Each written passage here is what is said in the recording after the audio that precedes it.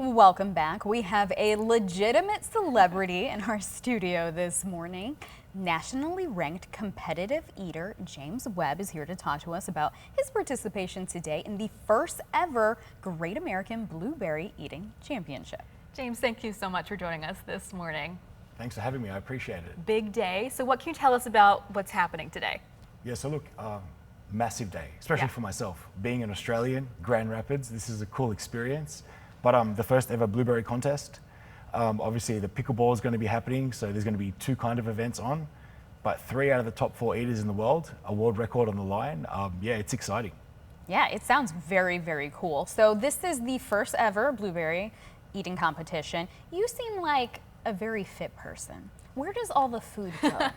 To be honest, I've already been to the gym 2 hours this morning. Okay, so, 2 hours? Yeah, look, if you want to be a competitive eater, you kind of got to do the other side of it, the physical aspect. So yeah, I eat, train, sleep, repeat. And you do any kind of food, you said. It doesn't really matter. This is the first blueberry one, but you do chicken wings, you do all sorts of stuff. Yeah, look, I think when it comes to competition eating and at a contest, you don't care what you're eating. You just want to be up there doing what you do with other people that enjoy what you do.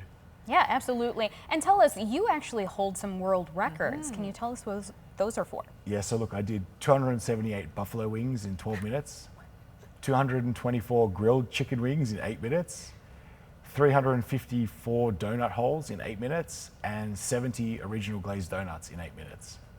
That is so impressive. We talked about this too. There's a strategy to it too, because the wings have bones, so you have to be kind of strategic. Yeah, look, everyone's kind of got their own technique, I guess. Look, I don't really have any remorse for my teeth, so I bite down really hard on the wing bone and pull it out. Others use their hands to like wedge it off and stuff. I'm like, look, it's a contest. Leave nothing on the table, you know, literally. So Literally. I'll worry about my teeth later. Okay. Ooh.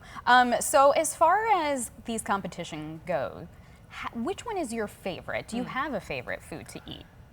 Look, when it comes to competitions, I think, look, I have a sweet tooth, so I love sweets. But the donut contest was a great contest. I mean, I got to eat on a battleship in San Diego. That was pretty cool. The USS Midway, that was an awesome experience. As an Australian, getting to do that's awesome.